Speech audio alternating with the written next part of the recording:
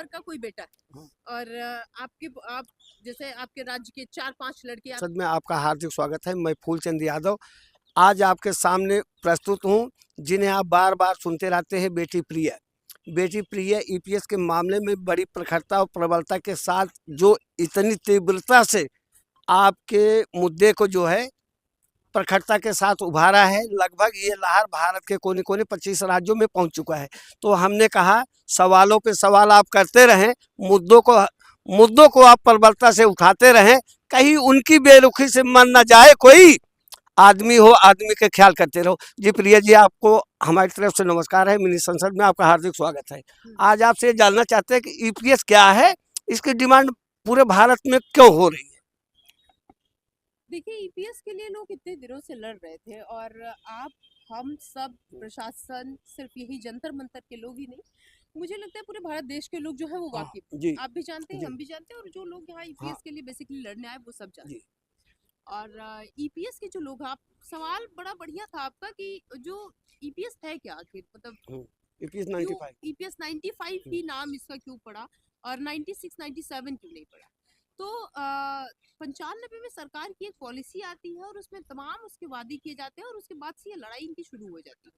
अब ईपीएस जो basically employment का जो इनका फंड है, मतलब ईपीएस जिसकी डिमांड के लिए ये लड़ रहे हैं, बहुत सारे लोग करते हैं ना कि हम ईपीएस के लिए लड़ रहे हैं, वो गलत कहते हैं। दरअसल उनको कहना ये चाहिए कि हम ईपीएस की बढ़ोतरी के लिए लड़ रहे हैं। ईपीएस की जो मांग है, जैसे आपने भी देखा होगा, यहाँ पर बहुत सारे लोग आते हैं ना, तो वो ये कहते थे कि हमको 1200 रुपए मिल रहा है, 1300 मिल रहा है।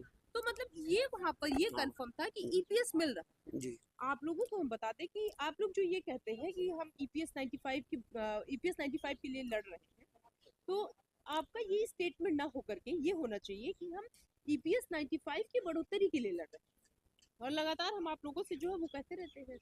तो एक बात आप बताइए, अगर आप ये सेंटेंस को कहते हैं कि हम ईपीएस के लिए लड़ रहे हैं, तो ईपीएस की कुछ राशि जो है वो तो आपको पहले से मिल रही है, और आप ये कह रहे हैं, बेसिकली ईपीएस के लोग ये कह रहे हैं कि हमको 7500 प्लस डीए दिया जाए, यानी कि जो हमको 1000 रुपए या 1200 देती है। अब आप ये बताइए कि आपकी इस अवस्था में जब आपको दवाई पानी की बहुत ज्यादा जरूरत है, तो क्या आपको लगता है कि 1200 रुपए में आप, मतलब एक डॉक्टर के यहाँ अगर आप जाते हैं, कोई दवा कोई लिखता है, कोई भी व्यक्ति लिखता है, तो क्या वो दवा 500 से नीचे की होगी? नहीं होगी। अब अगर वो 500 से नीचे की नहीं, तो वो व्यक्ति जो 30 दिन में एक बार वहां चला जाता है, कोई भी डॉक्टर आजकल बैठता है, देख लीजिए 500 वो तो ले लेता है कंसल्टेशन, हाँ, दिखाने के लिए ले लेता है। जाइए, भले ही आपको कोई बीमारी ना हो। हाँ, अगर डॉक्टर इन्वेस्टिगेशन लिख दिया है, हाँ, पैथोलॉजी टेस्ट आ गया, तो उसमें भी 1500 के टेस्ट में चले जाते हैं। 1500 अब मिल रहा है आपको 1200। अब अगर 1500 वहां गया है, तो 1300 रुपए आप कर्जा लेकर के आएंगे किसी से? नहीं, भली बात हम जानना चाहते हैं, कई बार हमारे श्रोता भी इस बात को जानना चाहते हैं, लोग हमसे सवाल कर लेते हैं। ईपीएस एम्प्लॉय पेंशन स्कीम 95 जो 16 नवंबर 1995 में विधेयक बन करके आया था, हाँ, डिमांड हुआ था कि जो है मिलना चाहिए। अब इसके बारे में सरकार आश्वासन दी। अब आप ये बता दीजिए, सरकार ये पेंशन, सरकार से लोग पेंशन क्यों मांग रहे हैं? पेंशन सरकार क्या एम्प्लॉय पेंशन क्यों मांग रहे हैं? सरकार क्या की है कि इनकी जो मांगी थी ये सरकार से पूछी थी, जो ईपीएफओ बेसिकली, जो वो क्या किया, इन सारे लोगों का पैसा, जैसे एक होता है कि हम आप पर विश्वास बना, हाँ, और हमने ये सोचा कि अभी क्या है, हम आपको 1000 रुपए दे देते हैं, और महीने के एंड में या 2-4 साल बाद अगर मुझे जरूरत पड़ी तो आप ज्यादा तो नहीं देंगे हमको, लेकिन आप 1000 का 1100 दे देंगे या 1000 ही दे देंगे, चलिए 50 रुपए एक्स्ट्रा दे देंगे, 50 भी नहीं देंगे। अब जब मेरे पास विपत्तियां पड़ी, अब आप तो वो 1000 देने से भी मना कर रहे हैं, अब हम क्या करेंगे बताइए? तो हमको क्या करना, अब हम आपसे थोड़ी मांगेंगे, आपसे थोड़ी हम तो आपसे रिक्वेस्ट कर चुके, हाथ पांव जोड़ चुके कि दे दीजिए, आपने नहीं दिया। अब हम क्या करेंगे? अब हम किसी जो है वो गवर्नमेंट का सोर्स लेंगे, सरकार से पूछेंगे ना, हम ये कहेंगे कि भाई ये हमको नहीं दे रहे हैं और ये व्यक्ति जो है ये आपके अंडर में आता है, तो आप इनसे दिलवाइए, यही तो कहेंगे। देखिए प्रिया जी, मैं बताऊं, ईपीएफ 95 में जो है एक जो है विधेयक लाया दिया गया था कि लोगों का जीवन जो है सरल और सरल ढंग से बीते। सरकार का कार्य होता है उदारकारी नीतियाँ बना करके जनहित लोक कल्याणकारी नीतियाँ बनाए ताकि देश की जनता का कल्याण हो। जब ये लोग किसी प्रतिष्ठान में एम्प्लॉय के रूप में काम करते थे तो उसकी शर्त रहती थी कि आपको 20 साल नौकरी करना है, 30 साल नौकरी करना है, 40 साल, 50 साल, अर्थात 58, उतने दिन बाद आप रिटायर हो जाएंगे। उस बीच में ना लोगों को एक लिखित सिस्टम दिया गया था कि आप जो नौकरी कर रहे हैं पूरी तनख्वाह आपके मान लीजिए 15,000 है, एक उदाहरण मान चलिए 15,000 एक महीने पे आपको नहीं मिलेगा, उसमें से कुछ पैसे काट लिए जाएंगे। ऐसा होता था। अब लोग करते हैं, हमारे घर परिवार समाज में हर जगह लोग नौकरी पेशा से अपने जीवन का यापन करते हैं। मतलब 471 रुपये, 573 रुपये, इतने पैसे काटते गए। एक साल में कितना हो गया, 2 साल में कितना हो गया, 20-20 साल लोग कंट्रीब्यूट किए हैं। अब उसी पैसे को अगर ये लोग इकट्ठा पा जाते तो इनके जीवन में सरलता आ जाती है। अच्छा, कल हमने एक कमेंट पढ़ा जी, उसमें एक व्यक्ति ने कहा कि मैं मेरठ से हूँ हाँ और मेरठ से यहाँ आने के लिए हाँ, इस ठंडी में हमने कई बार कहा है, आपने भी सुना होगा कमेंट जी में, जी हम कहते रहते हैं कि भाई अगर आप वहां से नहीं आ सकते हैं तो आप फिजिकली यहाँ पर अपना जो है सहयोग ना देकर के माइंडली दीजिए। कभी ये मत कहिए ना बगल वाले को कि भाई हम कोई बढ़ोतरी नहीं मिलेगी, क्योंकि अशोक जैसे लोग जो है हाँ, और बीरेंद्र सर जैसे लोग जो है वो लगातार लड़ रहे हैं, लड़ाई कर रहे हैं और लड़ाई सरकार से कर रहे हैं, लड़ाई पीएफओ से कर रहे हैं जो फर्म ऑर्गेनाइजेशन। तो उन्होंने कहा कि मेरे पास पैसा नहीं आने के लिए। अब आप ये बताइए कि जिसके पास पैसा, बात घूम फिर के वही आ रही है कि हम उनकी बात उठा सकते हैं, हम उनकी बात जो दरख्वास्त जो है सरकार तक लगा सकते हैं, लेकिन हम अपनी जेब से उनको उतना पैसा नहीं दे सकते ना, कोई भी व्यक्ति नहीं दे सकता है ना, तो कहाँ से वो व्यक्ति काम करेगा। और रही बात यहाँ पर आने की, धरना दे, एक लोगों का और सवाल था, शायद आपने भी देखा होगा कि पिछली बार हम यहाँ पर आए हैं फिर हम आएंगे, क्या होगा। देखिए प्रिया जी, मैं आपको बताऊं कि जब आदमी 50 साल का हो जाता है तो मान लो उसके पास लड़का है या लड़की, सामान्य भाषा में आप समझिए, तो एक तो इधर तन में छीड़ता आ गई, वृद्ध हो गया आदमी, काम भी नहीं कर सकता, आदमी कार्य क्षमता कम हो गई, जहाँ से उसे 4 पैसे मिलते थे वहां से उसका छूट गया, वो भी डूब गया है। वो डूब गया है। अब वो विवश पड़ जाता है। उसी बीच में उसके बच्चे जो होते हैं, बच्चों के बच्चे होते हैं ना, उनकी आवश्यकता बढ़ जाती है। उनको निर्वाहन करने के लिए ना जो बड़ा होता है ना, जैसे संसद में प्रधानमंत्री, गृह मंत्री, राज्य मंत्री, इस तरह मंत्री होते हैं ना, वैसे परिवार में भी होते हैं कि कोई रक्षा बजट को देखता है, कोई कृषि को देखता है, कोई परिवार संचालन, ऐसे होता है। अब ये सारी जिम्मेदारी तो उसी के ऊपर है। आय का कोई संसाधन है नहीं, सबसे बड़ा बेवकूफ बना वो घूम रहा है कि हर महीने अपने पैसे कटवाया है। अगर संपूर्ण पैसे उसके जोड़े जाए तो एक आदमी के 20-20 लाख रुपए आता है। ये उनके घर वाले जो आप कह रहे हैं कि जैसे अगर आपका परिवार बड़ा होगा तो बजट भी आपके पास ज्यादा होना चाहिए। जैसे अभी देख लीजिए, पार्लियामेंट जब छोटा था तो बजट छोटे में काम चल रहा है, अब बड़े लोग हुए तो सीटें बढ़ाई गई तो उसके लिए बजट भी बढ़ाया जाएगा। तो अगर आपके घर में आप अकेले हस्बैंड वाइफ थे तो आपका चल रहा था, बेटा हुआ, बेटे के बाद उनके बच्चे हुए, पोते हुए, तो तमाम लोग जो हुए, तो वो पता है आपको, वो टोन भी मारते हैं। यहाँ पर बहुत सारे लोग आए, उन्होंने ये कहा कि हमारे बेटे खुद हमको कहते हैं, हमने तो मतलब हम सुन के परेशान हो गए। उन्होंने ये कहा ना कि हमारे बेटे कहते कि तुमने इतना पैसा कटवा दिया, आया कहाँ, घर से निकल जाओ, खाना नहीं, ये स्थिति है। और हमसे अच्छा तो आप समझते होंगे उन सारी चीजों। देखिए एक बात और सुनने में आता है, ये बातें सुनने में तो आता है ना, जब आदमी कमा रहा था, मान लो उसको 15,000 20,000 मिलता था, अब वो यहाँ ड्यूटी कर रहा है दिल्ली में, रहने वाला वो कहीं दूसरी जगह के पैसे घर में भेज रहा है, तो इधर सहारा इंडिया और PSL के जो दलाल लगे रहते थे, एजेंट, उनकी बीवी और बच्चों को पढ़ा करके कहते थे इसमें इतना पैसा जमा कर लो, तुम्हारा इतना हो जाएगा, 2 साल में 4 गुना, 5 साल में हो जाएगा। उस दौर में उनके साथ ये ठगी हुई, इधर EPF के नाम पे कटा, EPS के नाम पे कटा, EPO ऑफिस में जमा हो गया, इधर जो बचा के पैसा अपने घर में बेचा वो आदमी, उसके बीवी बच्चों ने सहारा में जमा कर दिया, PSL में जमा कर दिया। सहारा को वो भी किनारे छोड़ते हैं। हाँ सुनिए, तो मतलब ठगा जो वर्तमान समय में कमा रहा था, 25-30 साल की उम्र में अपना जीवन देख रहा था, खर्चा परिवार को देख रहा था, 2 पैसे बचाकर कहीं और लगा दिए, वो भी पैसा डूब गया। इधर जो काट करके कंट्रीब्यूट किया पैसा किए थे ना, 400, 500, 700, 1250 बिल किया गया है, ये भी पैसा डूब गया। तो एक दिन हमने कहा था human body can not live without money, बिना पैसे के आदमी की गर्मियाँ भी खत्म होती है ना। देखिए गांव में, समाज में उन्हीं का सम्मान होता है जिनके पास आज 4 पैसे हैं। आज लोग अपने इस पैसे के लिए लड़ते लड़ते, आप बताइए कितने दिन हो गया। अब प्रखरता से न कोई TV चैनल वाले, ना कोई मीडिया वाले कभी आवाज नहीं उठाया। इस समय जो आवाज उठी है आपके द्वारा, मिनी संसद दबंग दिल्ली के द्वारा ना, ये पूरे भारत में गूंजी गई। इसका प्रूफ ये मिलता है तो रोज शाम को आपको 4,000 10,000 लोग देखते हैं। तो इस बारे में आप बताइए कि इस बार का जो 9वें साल का, 8 साल तो बीत गया, 9वें साल का आंदोलन 30 जनवरी से आरंभ हो रहा है महात्मा गांधी की पुण्यतिथि से, ये कैसे होने की संभावना है? देखिए, जहाँ तक मेरी बात हुई है हाँ। और जो मेन लीडर है उनसे जहाँ तक मेरी बात हुई, उन्होंने ये कहा कि इससे पहले की अगर हम बात करें अगर 31 दिसंबर तक, 31 दिसंबर 2023 तक, तो जिस तरीके की स्थिति यहाँ पर आई थी और उसको देख करके यहाँ पर किस तरीके से लोग बैठे हुए थे, उनको डिटेन करने की कोशिश की गई, वहाँ पर लोग बैठे हुए थे, उन तमाम चीजों को अगर आप देखें, उन तमाम घटनाओं को अगर आप ध्यान देंगे, तो जो बीता वो बड़ा दुखद था। ऐसा नहीं होना चाहिए।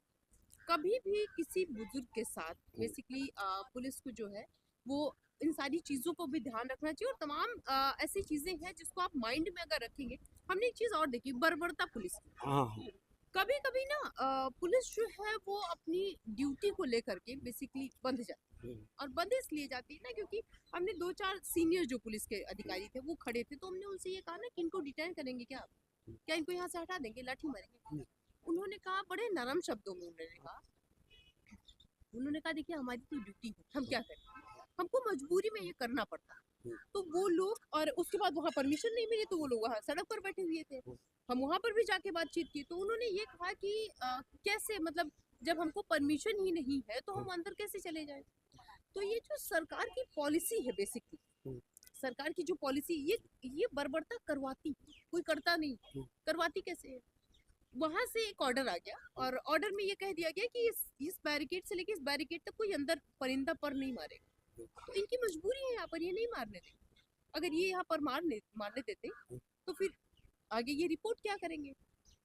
तो इनको वहाँ रोका गया, EPS 95 वालों को। उसके बाद बहुत इन्होंने हाथ पांव जोड़ा, जितने भी थाने गए वहाँ पर जितने भी सीनियर लोग थे उनसे बातचीत की, और उसके बाद दोबारा से यहाँ पर इन्होंने अपना जो है जमावड़ा बैठाया और सब लोग बैठे।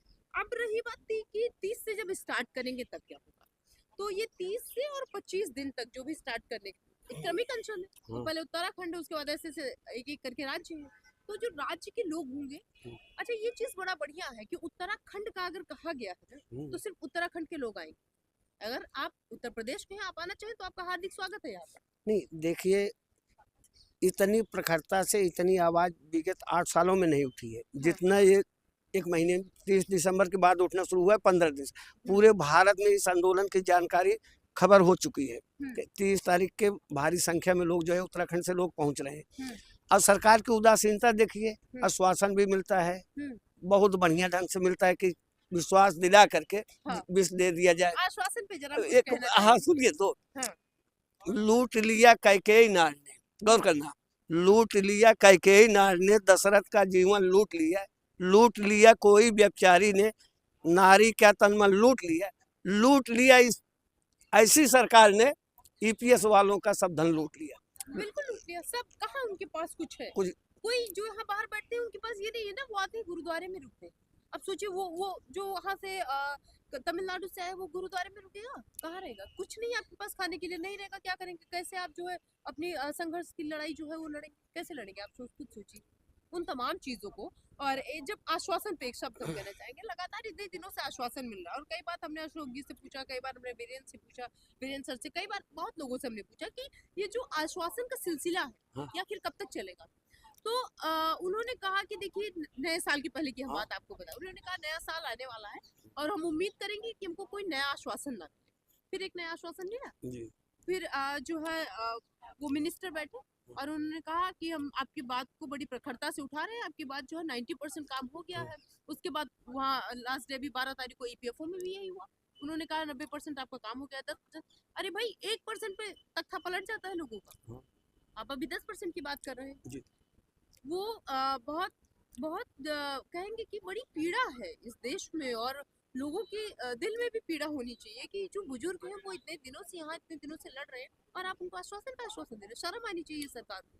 लेकिन सरकार जो पूरी तरीके से बैठी हुई है और कुंडली मार के हम तो कहेंगे बैठी हुई है, और कुंडली ईपीएस 95 की बढ़ोतरी वाले पैसों पर मार के बैठी हुई है। वो किसी तरीके से ये नहीं छोड़ रही है कि वो जो उसका घेरा है कुंडली मारने का, हाँ अजगर जानते हैं ना, हाँ हाँ अजगर हाँ कुंडली मार कर जब बैठ जाता है तो वो हटना नहीं चाहता उस जगह से। तो ये जो सरकार है ये इसलिए बैठ गई है ना कि हम हटेंगे नहीं यहाँ से। पैसे पे आपको कुंडली मारे हुए हैं, अब सोचिए आप क्या करेंगे, आप ही का पैसा है, कोई छीन करके बैठ गया है, पूरा कब्जा रख लिया है, बताइए क्या करेंगे। देखिए प्रिया जी, मैं बताऊं, ये मामूली रकम की बात नहीं है। इनकी संख्या कितने है सुन करके आप आश्चर्य हो जाएंगे। जो ईपीएस की डिमांड करने वाले लोग हैं ना, उनकी संख्या जो है 75,000 या 75 लाख है, 75 लाख है। 75 लाख है। और डेली एक चीज और, डेली 200-300 लोग मर रहे हैं। डेली 200-300 लोग मर रहे हैं। अब हमारे जो है प्रधानमंत्री जी बड़ा गौरवशाली, बड़े अच्छे माने गए, 10 साल कार्यकाल बड़ा अच्छा मान के चलता हूँ कि राममय हो रहा है भारत, हाँ। राम राज जा रहा है। लेकिन वही, हाँ, यही पर कमांडर साहब ने कहा है, क्या राम राज में अशोक राव जी जो कमांडर साहब, आपसे बात हुई है, क्या राम राज में कोई भूखा रहता है? अगर तन की क्षीणता आ रही है, मन में दुर्बलता आ रही है, तो क्या भौतिक आधार इनका होगा जीवन का? हो सकता है कि 5 साल और आश्वासन दे, तारीख दे दे, तो सारे ईपीएस वाले बेचारे वैसे खत्म हो जाएंगे। क्या करेंगे आप, क्या होगा? जब जब वो 22 तारीख वहाँ प्राण प्रतिष्ठा है भगवान की, जब भगवान आएंगे तो भगवान ये थोड़ी चाहते हैं कि हम आए हमारे घर में कोई ऐसा बैठा रहे। हम आए, आप सोचिए, आप घर में आते हैं या आपके घर में कोई मेहमान जाता है, तो आप सोचेंगे उस मेहमान को वैसे सुला दे? कोई बुजुर्ग कहते नहीं है, बड़े हमारे जो बड़े हैं वो ये सिखाते हैं कि कभी भी आप अपने घर में 2 लोगों को दुखी मत करिए। एक तो वो छोटे से बच्चे को जिसकी उम्मीद सब कुछ है, और एक उस बुजुर्ग को जिसकी उम्मीद भी आप ही हैं उसके लिए जी। तो यहाँ पर तो यही हो रहा है। यहाँ पर बुजुर्गों को इस तरीके से जो है वो जैसे एक नदी होती है, नदी से अगर आप देखेंगे ना तो जो वेस्ट मटेरियल होता है वो मछुआरा आता है और उसको ऐसे किनारे लगा देता है, ऐसे पानी से बहाव मार मार के किनारे। तो यहाँ पर भी उनको किनारे ही लगाया जा रहा है। और कभी कभी जब चुनाव आता है तो ऐसे हाथ में अक्षत लिया जाता है और कहते नहीं कि अगर आपके पास मुट्ठी भर चावल है और अगर आपको बोना है तो हमारे उधर बीघा होता है, तो 2-3 बीघे में उसको बो सकते हैं आप। एक वहाँ डाल दीजिए, वहाँ डाल दीजिए, वहाँ डाल दीजिए, ठीक। तो ये क्या करती है, एक मुट्ठी चावल लेती है और सब पे इतना तेज मारती है कि एक यहाँ, एक 100 मीटर दूर, तो 500 मीटर दूर यहाँ पर कहेंगे एक राज्य में यहाँ देती है, 2 राज्य में वहाँ, तो एक राज्य छोड़ के। तो ये 2 राज्य के बीच के लोग हैं, ये सोचते हैं कि कभी ना कभी तो हमको भी मिलेगा, लड़ते रहे, वोट देते रहे। देखिए, आप बड़े अच्छे प्रखर वक्ता में हो। अभी आपने एक शब्द लाया, अक्षत। सरकार का काम होता है अक्षत बांटना है या पेंशन बांटना है या नौकरी बांटना है? आप बताइए, सरकार का काम। देखिए सरकार अक्षत, जो है, सरकार इसमें अक्षत घर घर पहुंचाया जा रहा है कि आप आइए अयोध्या। सरकार का काम ये तो नहीं होता कि अक्षत बांटे, वो नौकरी बांटे। नाम न लूं, किसी प्रदेश में नौकरी बांटी जा रही है। नहीं, नौकरी भी तभी बांटी जाती है जब चुनाव आने वाला। चुनाव आने, अभी जैसे चुनाव खत्म हो जाएगा, कोई सरकार जो है किसी को कुर्सी मिल गई, अब 6 महीने तक आप बता दीजिए कोई नौकरी की वैकेंसी निकली, और अभी चुनाव 6 महीने है कम से कम, 6 महीने है। हर कोई एक ऐसा स्टेट नहीं होगा जहाँ कहीं हमने, इवन हम तो खुद देख रहे हैं किसी राज्य में फॉर्म भरे जा रहे हैं। पुलिस आज कल 16 तारीख थी, कल ही लास्ट डेट था, हालांकि आप सब जानते ही होंगे। किसी राज्य में फॉर्म भरे जा रहे हैं, किसी में जो है फिजिकल हुए जा रहे हैं, दिल्ली में खुद वैकेंसी निकल रही है। मतलब हर जगह जो है ये अच्छी तो कहेंगे ना, हर जगह छिड़क रही है। इसलिए छिड़क रही है ना, जैसे आपके घर का कोई बेटा है और आप जैसे आपके राज्य के 4-5 लड़के, आपके गांव का एक लड़का कोई हो गया, मान लीजिए किसी सर्विस में हो गया, तो अब ये सोचेंगे ना, ये तो सरकार बड़ी अच्छी वैकेंसी तो निकाल रही है ना। तो वो वैकेंसी आप किनारे अगर करेंगे और यहाँ पर आएंगे लोगों के बीच, तो जिसका पिता दुखी होगा, क्या उसके घर वाले वोट देंगे सरकार? क्या उसके घर वाले वो ये जिसके बुजुर्ग यहाँ आकर जंतर मंतर पर अपना पाँव रगड़ते हैं, अपना माथा यहाँ रगड़ते हैं, क्या वो सुखी हो सकता है? क्या करें? देखिए, हो सकता है बात हमारी आपकी काफी लंबी हो जाए। एक बात बताइए आप, 30 तारीख को बहुत बड़ा एक क्रमिक अनशन आंदोलन होने चल रहा है।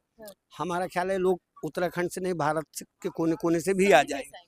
अब आप बताइए, ईपीएस का जो आंदोलन करने वाले हैं वो बुजुर्ग हैं, कमजोर हैं, शारीरिक, मानसिक, आर्थिक रूप तीनों से कमजोर हैं। उनको क्या करना चाहिए और सरकार को क्या करना चाहिए? बात को खत्म कर, हाँ, इसके बाद देखिए हम जो है यहाँ पर आप लोगों के लिए बैठे हैं और इसके लिए आप बेफिक्र होइए कि यहाँ पर कोई है नहीं, पहली चीज़। दूसरी चीज़ ये कि आप 30 तारीख को यहाँ पर आइए और जब 30 तारीख से एक एग्जाम्पल लीजिए, आप 10 बजे से आपका क्रमिक अनशन शुरुआत हो रही है।